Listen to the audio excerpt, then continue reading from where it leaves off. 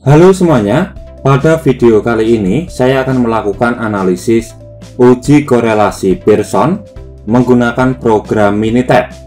Nah, sebelum saya melakukan praktek di program Minitab, alangkah baiknya kawan-kawan semua harus mengetahui tentang konsep dasar dari uji korelasi Pearson. Uji korelasi Pearson bisa juga disebut dengan uji korelasi Pearson product moment. Nah, cara dilakukannya uji korelasi Pearson yaitu data yang digunakan merupakan data interval atau rasio serta berdistribusi secara normal. Nah, selanjutnya ada beberapa tujuan dilakukannya uji korelasi. Di antaranya untuk mengetahui ada atau tidaknya hubungan antar variabel. Nah, yang kedua untuk mengukur tingkat keeratan hubungan antar variabel. Lalu yang ketiga untuk mengetahui arah hubungan antar variabel. Bisa bersifat positif yang artinya searah ataupun bersifat negatif yang artinya tidak searah. Nah, setelah kita mengetahui tentang konsep dasar dari uji korelasi Pearson, selanjutnya saya akan menunjukkan contoh data yang ada di program Microsoft Excel. Nah, di sini ada dua variabel independen dan satu variabel dependen dengan jumlah data sebanyak 70 data. Nah, langsung saja kita lakukan input data dari program Microsoft Excel ke program Minitab.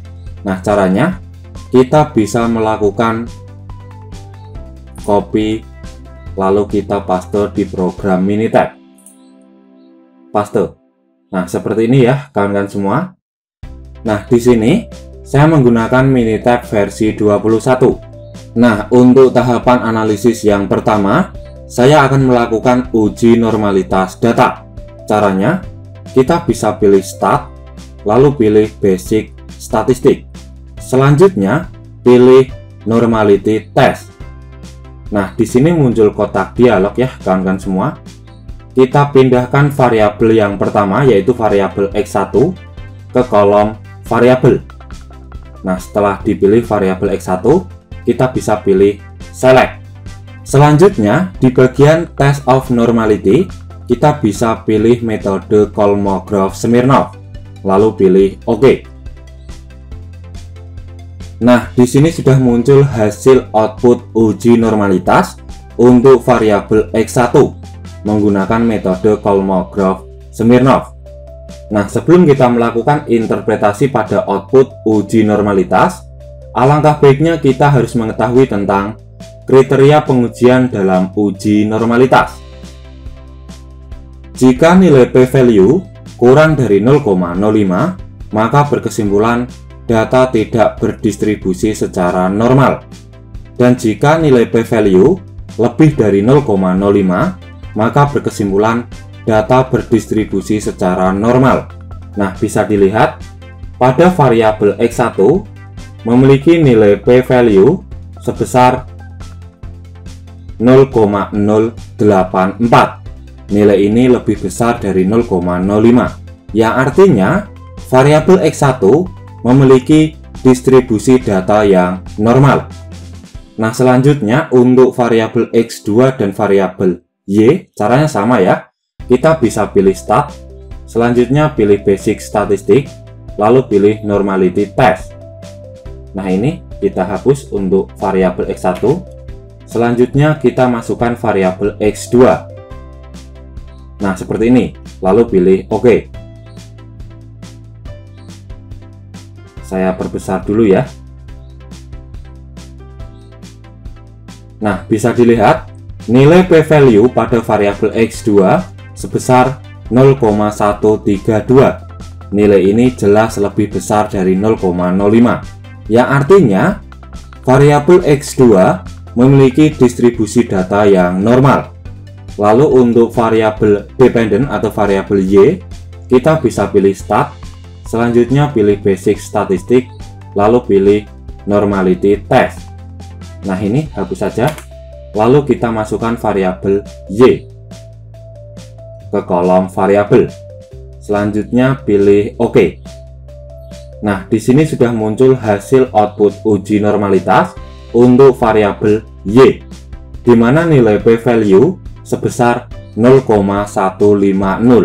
Nilai ini lebih besar dari 0,05, yang artinya variabel Y atau variabel dependent memiliki distribusi data yang normal. Nah, setelah kita mengetahui bahwasannya asumsi normalitas data telah terpenuhi, selanjutnya kita bisa melakukan uji korelasi Pearson. Nah, caranya kita bisa pilih Start, lalu pilih Basic Statistik, selanjutnya pilih Correlation. Nah, ini semua variabel kita pindahkan ke kolom variabel di sebelah kanan. Ini bisa pilih Select. Lalu kita bisa pilih Option. Nah, di bagian method kita biarkan default ya, karena dalam Minitab secara default ini sudah menggunakan uji korelasi Pearson. Lalu pilih OK. Selanjutnya kita bisa pilih Graph. Nah, di bagian statistik to display on plot kita bisa pilih Correlation and p-value. Nah, ini tujuannya untuk memunculkan hasil korelasi dan hasil p-value atau hasil signifikansi. Selanjutnya, kawan-kawan semua bisa pilih OK, dan yang terakhir kita bisa pilih OK. Nah, di sini sudah muncul hasil uji korelasi Pearson. Sebelum kita melakukan interpretasi pada output ini, alangkah baiknya kawan-kawan semua harus mengetahui tentang kriteria pengujian dalam uji korelasi Pearson.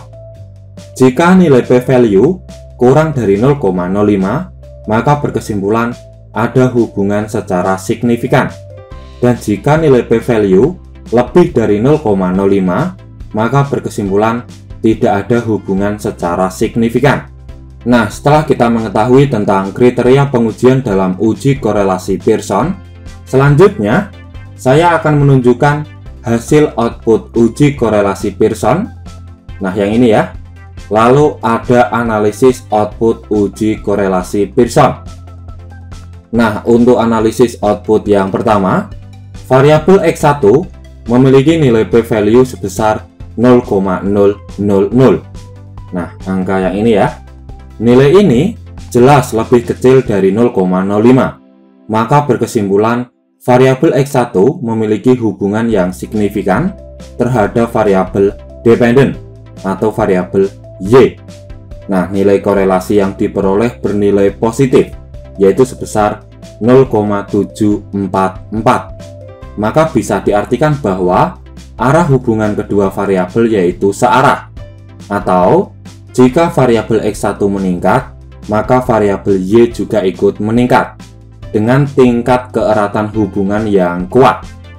Nah, untuk mengetahui tingkat keeratan hubungan antar variabel, kawan-kawan semua bisa melihat di sini di pedoman derajat hubungan untuk koefisien korelasi, di mana nilai korelasi sebesar 0,744 berada di antara 0,60 sampai 0,80 dengan tingkat hubungan yang kuat. Lalu untuk variabel X2 memiliki nilai p-value sebesar 0,000. Nah, angka yang ini ya. Nilai ini juga lebih kecil dari 0,05. Maka berkesimpulan variabel X2 memiliki hubungan yang signifikan terhadap variabel Y atau variabel dependent. Nah, nilai korelasi yang diperoleh bernilai negatif, yaitu sebesar minus 0,634. Maka bisa diartikan bahwa arah hubungan kedua variabel yaitu tidak searah, atau jika variabel X2 meningkat, maka variabel dependent atau variabel Y akan menurun dengan tingkat keeratan hubungan yang kuat.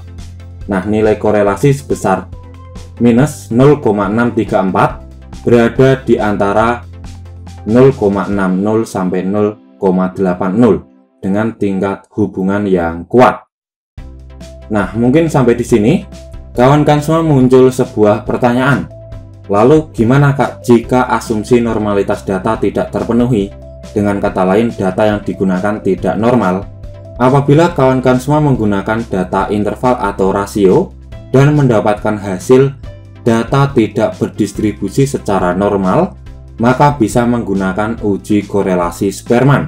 Dikarenakan uji korelasi Spearman tergolong ke dalam statistik non-parametrik atau alternatif dari uji korelasi Pearson jika datanya tidak normal. Ya, kurasa cukup sekian penjelasan dan cara praktek bagaimana melakukan analisis uji korelasi Pearson di program Minitab. Ya, saya akhiri. Selamat malam dan good luck.